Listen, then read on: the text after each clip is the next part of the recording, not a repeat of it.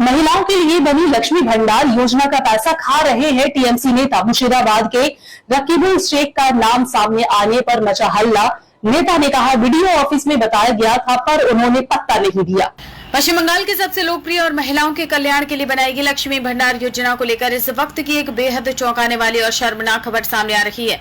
मुर्शिदाबाद के एक रसूखदार तृणमूल कांग्रेस नेता राखीबुल शेख पर आरोप लगाए कि वे पिछले कई सालों से महिलाओं के हक का पैसा खुद डकार रहे थे। इस घोटाले का खुलासा होने के बाद जब बवाल बढ़ा तो टीएमसी नेता ने अपनी ही सरकार और पार्टी के सिर पर ठीकरा फोड़ दिया है। राखीबुल का कहना है कि उन्होंने इस गड़बड़ी के बारे में स्थानीय प्रशासन और बीडीओ ऑफिस को जानकारी दी थी, लेकिन किसी ने उनकी बात को तवज्जो नहीं दी और कोई कार्रवाई नहीं की। इस खुलासे के बाद बंगाल की राजनीति में एक बार फिर भ्रष्टाचार के मुद्दे पर घमासान शुरू हो गया है। दरअसल यह पूरा मामला तब गरमाया जब मुख्यमंत्री शुभेंदु अधिकारी ने एक प्रेस कॉन्फ्रेंस के दौरान यह गंभीर आरोप लगाया कि लक्ष्मी भंडार योजना में भारी फर्जीवाड़ा चल रहा है और कई अयोग्य लोग, जिनमें सत्तारूढ़ दल टीएमसी के नेता भी शामिल हैं, इस योजना का अवैध रूप से लाभ उठा रहे हैं। इसके तुरंत बाद मुर्शिदाबाद के राधार घाट ग्राम पंचायत इलाके के टीएमसी नेता राखीबुल शेख का नाम सामने आया, जो हर महीने चुपचाप 1500 रुपए की सरकारी सहायता ले रहे थे। जब मीडिया ने उनसे इस बारे में सवाल किया तो उन्होंने बेहद अजीब सफाई देते हुए कहा कि शुरुआत में उन्हें पता ही नहीं था कि उनके खाते में यह पैसा आ रहा है, और जब उन्होंने पार्टी के साथियों से पूछा तो उन्होंने कहा कि पैसा आ रहा है तो आने दो, लेने में क्या दिक्कत है। इस घटना के बाद पश्चिम मेदिनीपुर और अन्य जिलों से भी ऐसी ही शिकायतें आ रही हैं, जहां कहीं पुरुषों के नाम पर तो कहीं फर्जी पहचान के जरिए इस योजना का पैसा निकाला जा रहा है।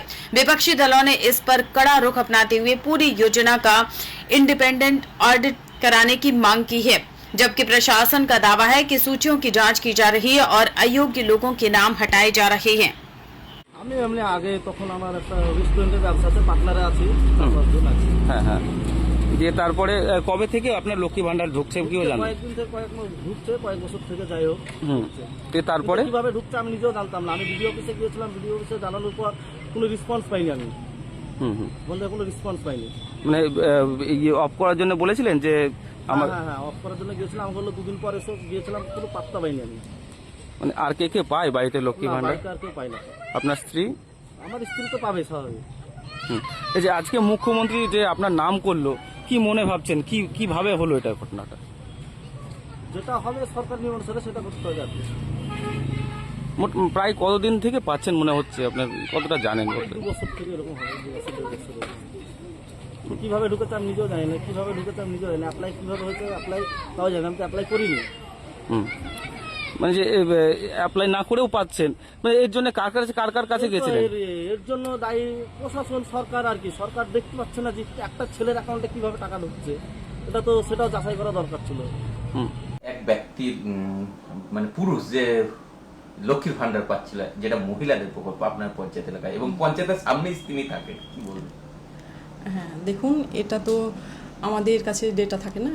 এটা যেহেতু দুয়ারে সরকার ক্যাম্পের মাধ্যমে আমাদের ওনারা জমা করেন এবং কিছু কিছু হয়তো অনলাইনও করেন। এবার সেটা তো ব্লক ভেরিফাই করে পাঠায়, তো সেই হেতু হয়তো হয়েছে, সেটা আমাদের জানা ছিল না এবং আমাদের আইডিয়ার মধ্যেও ছিল না। একটা আমাদের কাছে কিছুদিন আগে একটা এসেছিল এরকম, যেটা ভুলবশত হয়তো হয়েছিল, একবারই পেয়েছিলেন উনি, তো সেটা আমরা ব্লকে জানিয়ে ওনার নামটা ডিসকানেক্ট করেছিলাম।